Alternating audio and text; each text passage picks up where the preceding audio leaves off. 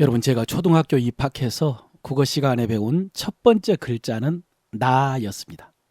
나, 너, 우리, 우리나라, 대한민국. 50년 가까운 시간이 흘렀는데 이 글자는 기억이 선명합니다. 오늘 본문을 묵상하는데 무의식적으로 이 문장이 떠올랐습니다.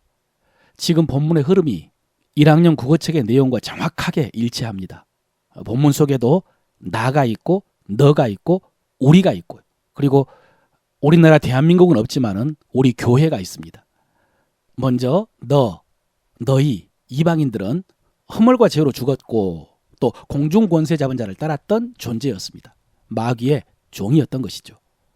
그럼 그 너희 이방인들은 어떻게 구원받았나? 2장 8절입니다. 너희는 그 은혜에 의하여 믿음으로 말미암아 구원을 받았으니 이것은 너희에게서 난 것이 아니요 하나님의 선물이라 그랬습니다.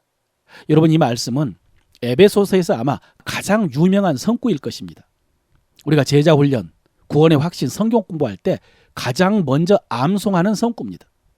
우리 구원에 대해서 가장 쉽게 우리에게 가르쳐주는 말씀입니다. 너희 이방인들은 그 은혜를 인하여 믿음으로 말미암아 구원을 받았습니다. 그럼 이제 우리 유대인들은 어땠나? 유대인들도 다 육체와 마음에 원하는 것을 하여 본질상 진노의 자녀였다라고 했습니다.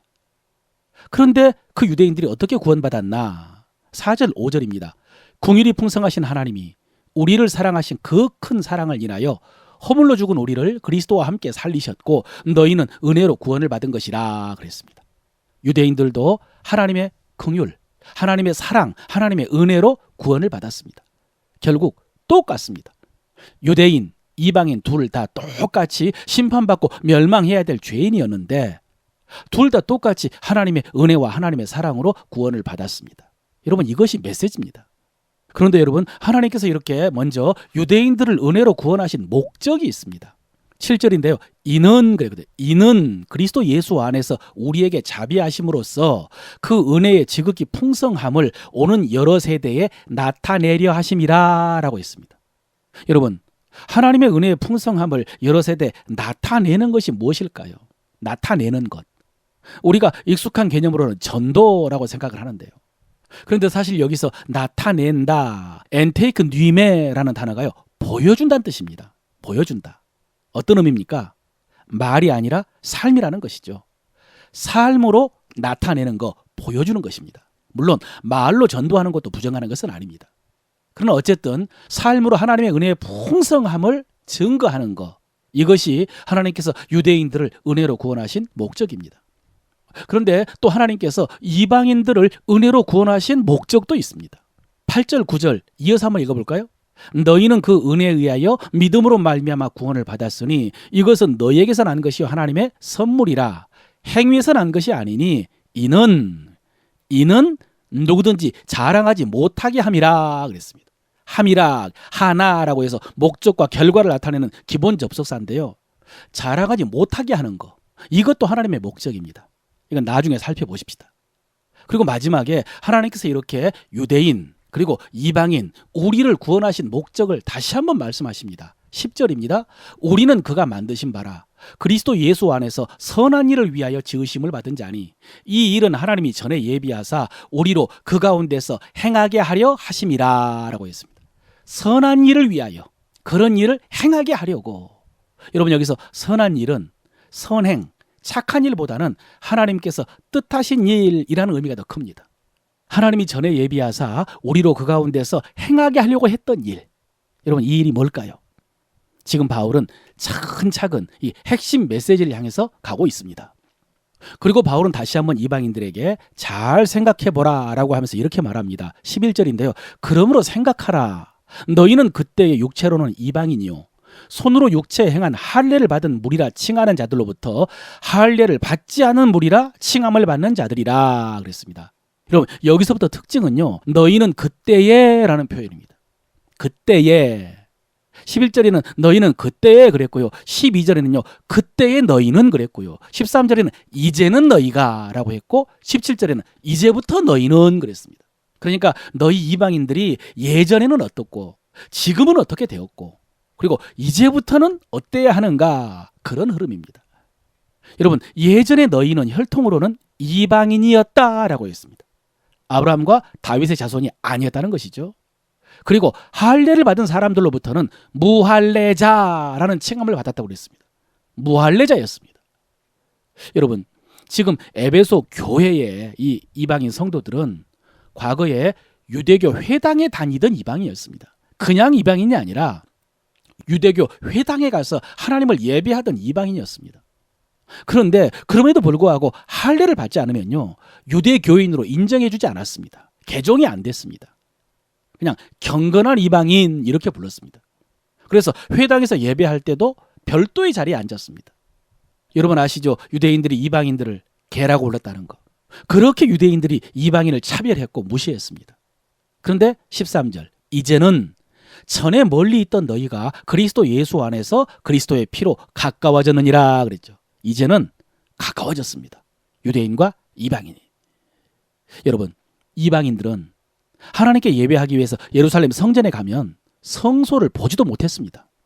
성소가 보이는 바로 곁에 뜰에는요, 유대인들 남자만 들어갔습니다. 그 밖에는 유대인들 여인들이 들어갔고요. 그 너머에 이방인들이 들어갔습니다.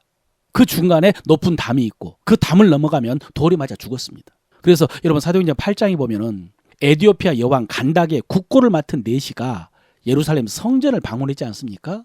에디오피아에서 예루살렘까지요, 오늘날 도로로 5,000km입니다. 그 먼 길을 왔는데 세 번째 담 너머에서 제사장의 소리만 듣다가 돌아갔습니다. 이방인들은 그랬습니다. 그런데 이제는 예수 그리스도를 통해서 이방인과 유대인들이 가까워졌다고 그랬습니다. 그리고 또 오늘 14, 15절입니다. 그는 우리의 화평이신지라 둘로 하나를 만드사 원수된 것 곧 중간에 막힌 담을 자기 육체로 허시고 법조문으로 된 계명의 율법을 폐하셨으니 이는 이 둘로 자기 안에서 한 새 사람을 지어 화평하게 하시고 그랬습니다. 여러분, 우리가 아는 것처럼 예수님께서 죽으실 때 성전 휘장이 찢겼다고 했지 않습니까? 그 휘장은 지성소에 들어가지 못하도록 막아놓은 휘장인데요, 그것이 찢겼다는 것은 이제 우리가 하나님 앞에 나갈 수 있게 되었다, 이런 의미입니다. 그런데 예수님께서는 하나님과 우리 사이를 막는 그 성전 휘장만 찢으신 것이 아니라 유대인과 이방인들을 구분했던 성전에 막힌 담도 허무셨다는 말씀입니다. 우리가 지금까지 계속 살펴보았던 그 유대인과 이방인들을 똑같이 은혜로 구원해 주신 것입니다. 똑같이. 그렇게 해서 구원받은 유대인과 이방인을 뭐라고 했습니까? 방금 본문에서 한 새 사람을 지어 그랬거든요. 한 새 사람. 여러분, 내가 예수 그리스도를 통해서 새 사람 된 거 아는 거 중요합니다. 우리는 새로운 피조물이죠. 가장 중요합니다. 이 확신이 있어야 됩니다. 이 기초가 분명히 해야 됩니다. 그런데 신앙생활 하는 데 있어서 내가 새 사람이다, 이것을 아는 것은 절반만 아는 것입니다. 다른 사람도 예수 그리스도를 통해서 새 사람이 되었다, 이것도 알아야 온전히 아는 것입니다. 이렇게 나도 새 사람, 너도 새 사람, 그리스도 예수 안에서 이방인도 새 사람, 유대인도 새 사람, 그래서 한 새 사람이라고 한 것입니다. 여러분, 지금 바울이 우리에게 하나님의 말씀을 가르쳐주고 있고요, 진리를 가르쳐주고 있고요. 그래서 우리는 그 말씀을 통해서 내가 누구인지를 알아가고 있는데요. 그런데 이 말씀을 지금 쭉 따라가다 보면은 뭐가 나오느냐? 교회가 나옵니다. 교회. 교회란 무엇인가? 교회는 어떻게 세워져야 되나? 교회에서 어떻게 신앙생활을 해야 되나? 그리고 무엇이 교회를 무너지게 하는가? 여러분, 이런 말씀이 나옵니다. 지금 그런 흐름입니다. 그래서 에베소서를 교회를 위한 성경이라고 하고요, 교회론의 교과서라고 합니다. 그런데 이 교회에서 중요한 것이 뭐라고요? 한 새 사람이라는 말씀입니다. 우리가 한 새 사람이라는 것을 아는 것이 중요합니다. 지난 금요 기도회를 끝나고 집에 가서 설교 준비를 하다가 제가 네이버 지도 거리 뷰를 좀 보고 있었습니다.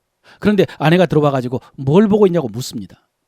그래서 제가 이렇게 말했습니다. 설교 준비를 하다가 한 새 사람이라는 말씀이 중요해서 혹시 한 새 사람 교회가 있나라고 검색을 해보았더니 있어서 그 교회를 찾아보고 있다고 대답을 했습니다. 그랬더니 아내가 한 새 사람이 중요하구나 라고 하면서 방을 나갔습니다. 정말 중요한 것을 아는지 모르는지 모르겠습니다. 그런데 교회에서 한 새 사람은 정말로 중요한 말씀입니다. 여러분, 저도 예전에 내가 만약 교회를 개척한다면 교회 이름을 뭘로 지을까라고 고민한 적이 있었습니다. 그때 에베소서를 쭉 읽으면서 생각한 이름 중에 한 세 사람 교회가 있었습니다. 세 사람 교회는 제가 알고 있거든요. 그런데 한 세 사람 교회는 어떨까 이런 생각을 해보았습니다. 그런데 한 세 사람 교회라고 하면은 좀 이름도 길고 또 사람들이 의아할 것 같았습니다. 그래서 포기를 했죠. 그런데 사실 그 이유보다는 뒤에 더 좋은 의미를 가르쳐주는 말씀이 있어서 그랬습니다. 그게 22절입니다. 너희도 성령 안에서 하나님이 거하실 처소가 되기 위하여 그리스도 예수 안에서 함께 지어져 가느니라, 이 말씀입니다. 여러분, 예수 안에서, 주 안에서, 이것은 제 신앙에 있어서 가장 중요한 가치이죠. 그래서 우리 아이들 이름을 예한이, 주한이라고 지을 정도였으니까요. 그런데 교회는, 제 신앙 말고 교회는 여기에서 중요한 가치가 하나 더 있다는 것입니다. 예수 안에서, 거기에다가 함께입니다. 함께. 예수 안에서 함께 지어져 가느니라 그랬거든요. 그래서 이 함께라는 의미를 살려서 예한 우리 교회라고 지은 것입니다. 여러분, 이 함께, 또 한 세 사람, 우리, 같은 의미입니다. 이것이 중요하다는 것입니다. 그런데 이것을 깨닫고 인정하고 또 실제로 그렇게 신앙생활하고 그렇게 교회를 세워가기 위해서는 앞에서 말씀하신 그 진리를 알아야 됩니다. 뭐죠?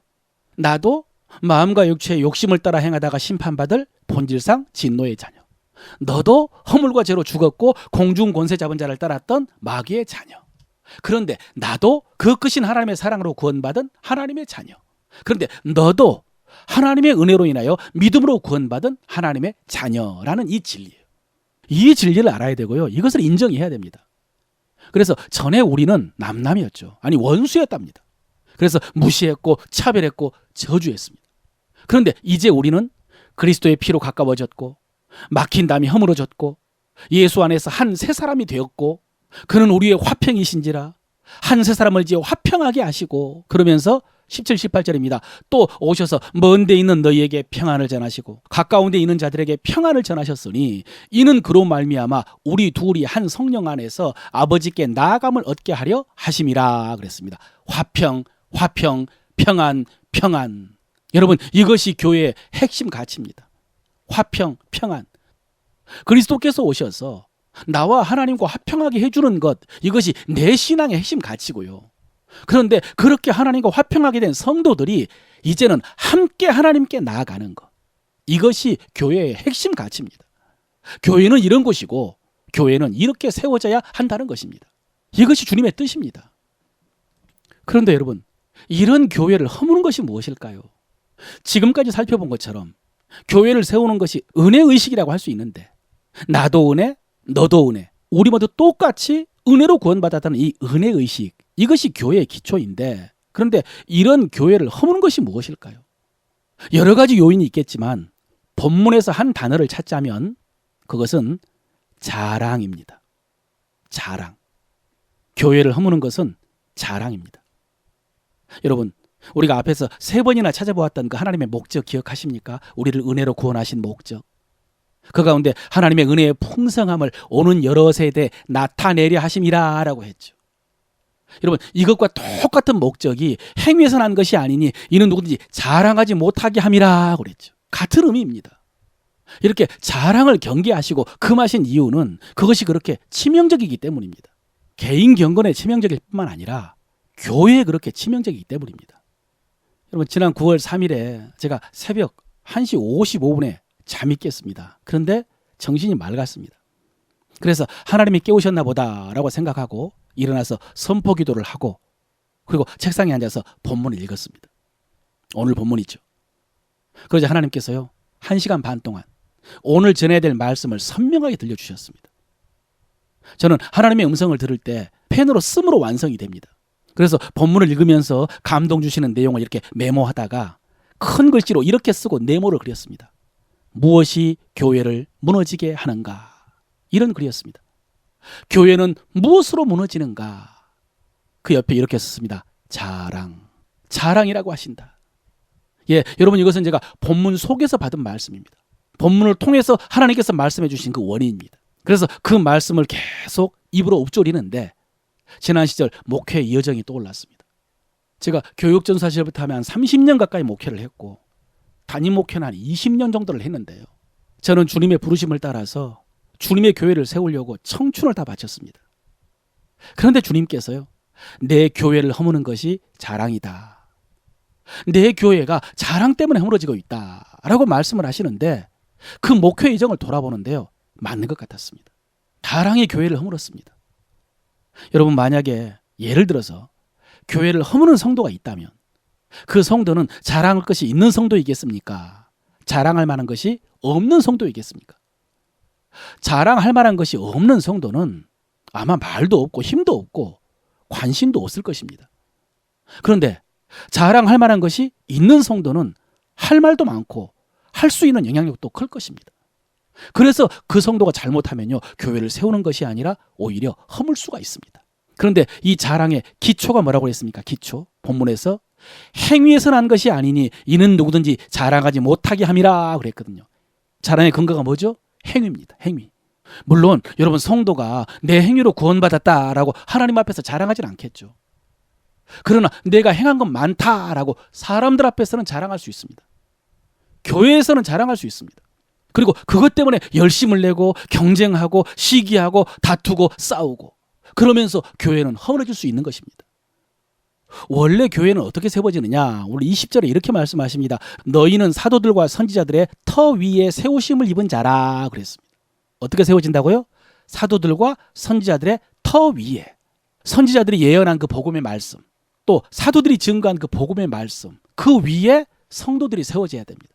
그리고 그 성도들로 인해서 교회가 세워진다는 말씀입니다. 그런데 여러분, 현실적으로 오늘날 성도들이 말씀 위에 세워지지를 못합니다. 왜? 왜요? 너무 바빴어요. 너무 일이 많았어.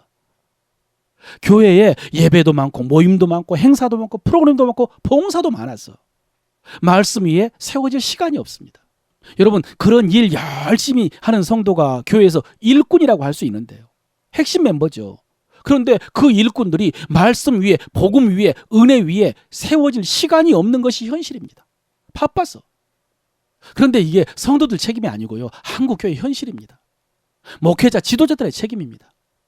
교회가 뭘 많이 해야 목회를 잘한다고 생각하고 그렇게 해야 신앙생활을 잘한다고 착각한 것입니다. 그러면서 그것을 멈추지를 못하는 것입니다. 그러니까 예전에 예배 후에 간단한 성경 공부를 마치고 권사님들의 입에서 터져 나오는 말이 40년 동안 교회를 다녔는데 우리는 뭘 배웠대요? 이거였습니다. 그런데 여러분, 이것이요, 열심히 배우지 않는 성도들 책임이 아닙니다. 한국교회의 현실입니다. 목회자와 지도자의 책임입니다. 여러분, 40년이 긴 세월 같지만 일주일씩 40년을 사신 것입니다. 그 일주일 동안 뭐 했느냐? 열심히 일했죠. 봉사했죠. 모임했죠. 프로그램 참석했습니다. 그 반복이었습니다. 그래서 늘어나는 것은 뭐냐면 일 많이 한 무용담이죠. 결국 자랑입니다. 그러니 여러분, 은혜 의식이 있겠습니까? 은혜의 풍성함을 나타낼 수 있겠습니까? 그래서 싸우는 것입니다. 그래서 말이 많고 판단하고 정죄하고 비방하고 온갖 거짓말이 교회 안에 가득한 것입니다. 그러므로 여러분, 우리 교회 안에서 이제 봉사하려고 너무 애쓰지 마십시오. 봉사해야 한다 이런 부담감 버리시고요, 욕심도 내려놓으십시오. 대신 하나님의 말씀을 사모하십시오. 선지자들과 사도들의 터 위에 여러분의 믿음을 세우기 위해서, 그리고 그 위에 우리 교회를 세우기 위해서 애쓰십시오. 다시 한번 22절 읽을까요? 너희도 성령 안에서 하나님이 거하실 처소가 되기 위하여 그리스도 예수 안에서 함께 지어져 가느니라. 아멘. 여러분, 우리 교회에 하나님이 계셔야죠. 하나님이 거하실 처소가 돼야죠. 우리 교회는. 그러려면 싸우면 안 됩니다. 큰 소리 치고 다투고 시기 질투 비방하면 안 됩니다. 화평, 평안, 은혜. 이것이 하나님의 역사고 이곳에 하나님이 계십니다. 이를 위해서 우리 교회는 은혜가 넘치는 교회가 돼야 됩니다. 말씀의 은혜, 내 심령 속의 은혜, 그리고 서로에 대한 은혜가 넘치는 교회가 돼야 됩니다. 그렇게 해서 우리 교회가 하나님이 거하시는 처소로 함께 세워져 가기를 주의 이름으로 축원합니다.